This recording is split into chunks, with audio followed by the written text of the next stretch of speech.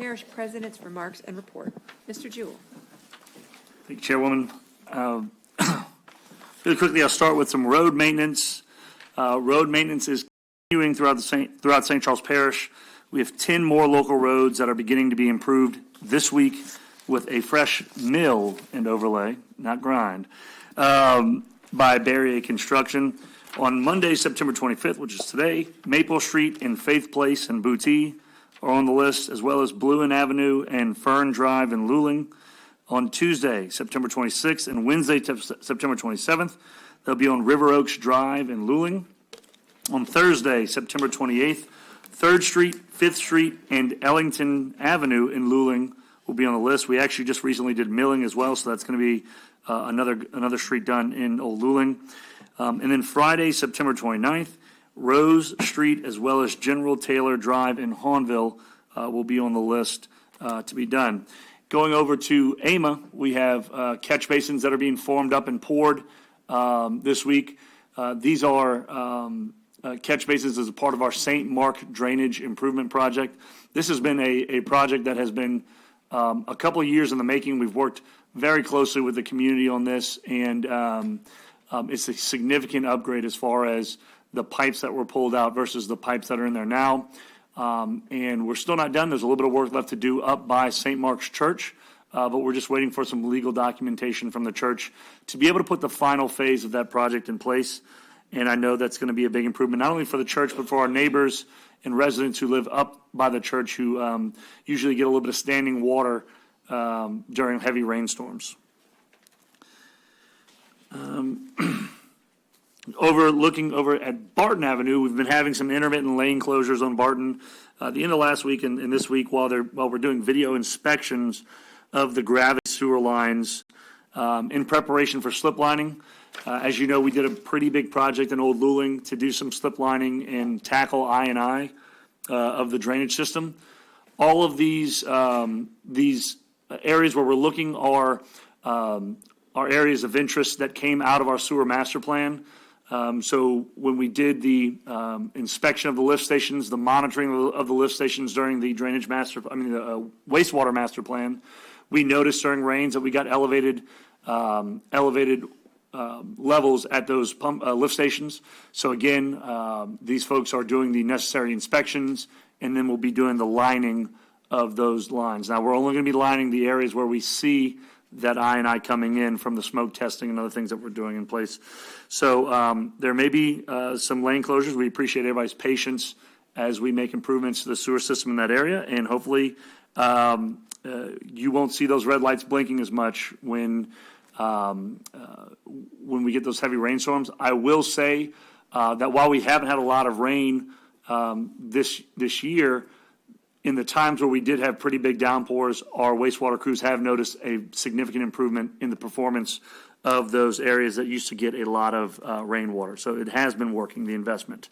And again, one lane is going to remain open at all times. Going over to Alligator Park, a little bit hard to see in this photo, but we did post some photos online. We pulled out the ancient fencing that was there at Alligator Park and put in our black coated chain link fence, which is our new standard for our park. So whenever we replace fences from now on, it's going to be something like this, unless it calls for something else like a privacy fence or a historical type wooden fence. We also did a lot of cleaning along the canal, along Cousins Canal on the left-hand side there. So it has definitely opened up the park, and it's just great for the safety and the overall aesthetic of that park. That's one of the parks that the Mimosa Booster Club practices at. So we know it's very welcomed improvement by them. National Public Lands Day, Parks and Recreation partnered with the Army Corps of Engineers and the National Environmental Education Foundation to hold a volunteer day at the Bonacary Spillway on this past Saturday morning. Volunteers collected more than 40 bags of trash, and they were provided lunch. This event will become an annual cleanup event on the 4th Saturday in September. And thanks for all of our volunteers who came out. Basketball registration, the last day to register for basketball is today. Registration is open to children 5 through 15 at scpparksandrec.com. Booster clubs will extend registration with a late fee. That date varies per club, but should not go past October 1st.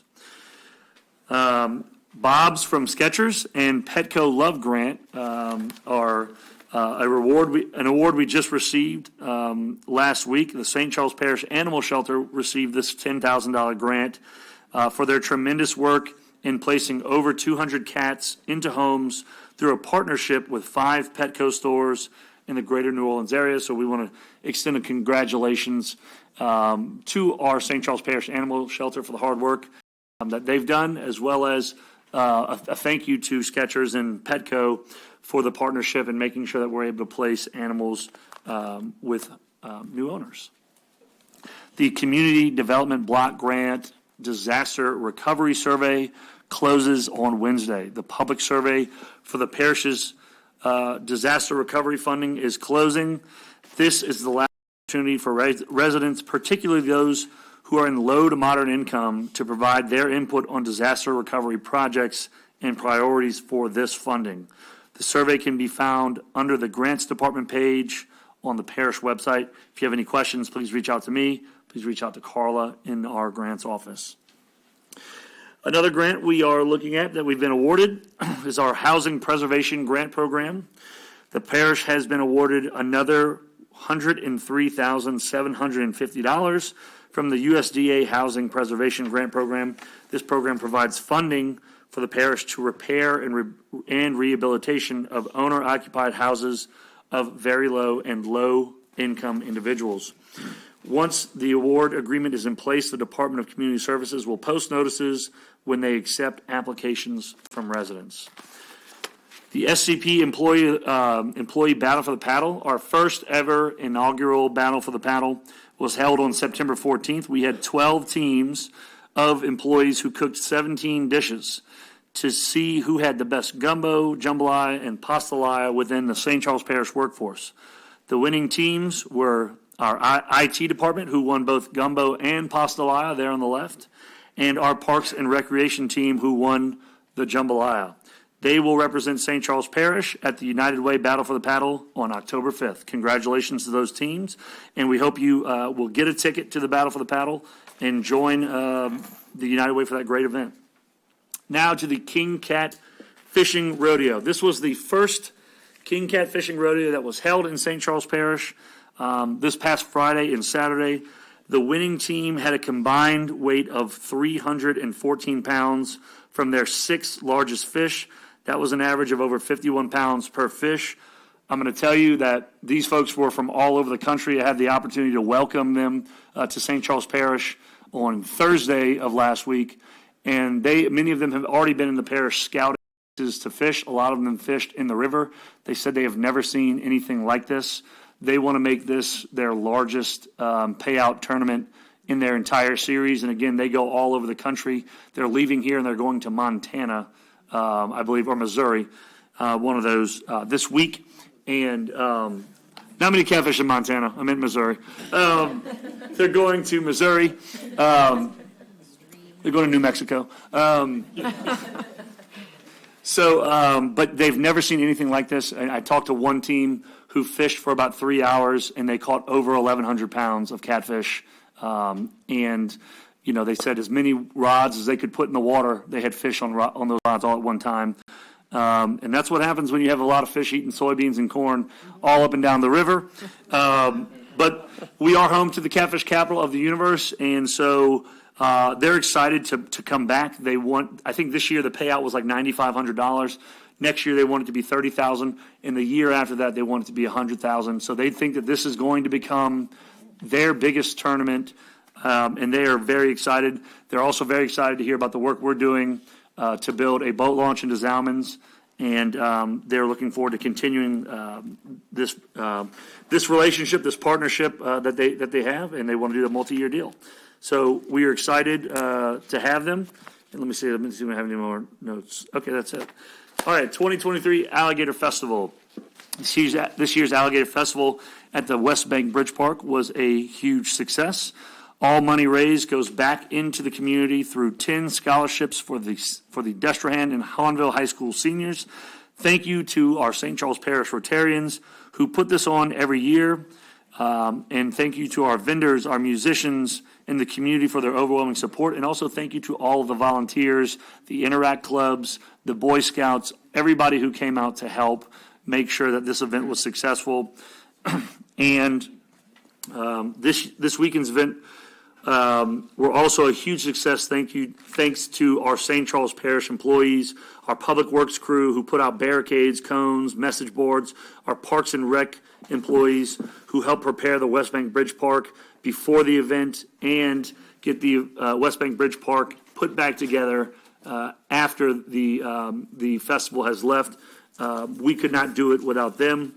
So huge thank you to our employees again who really make this a huge success, and for all of our first responders, our fire department, our sheriff's office, who make sure that the event stays safe.